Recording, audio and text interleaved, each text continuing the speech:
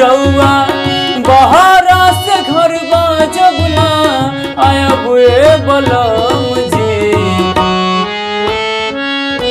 त छठ घाट केकरा संगे हम जायब बलम जी। त छठ घाट केकरा संगे हम जायब बलम जी।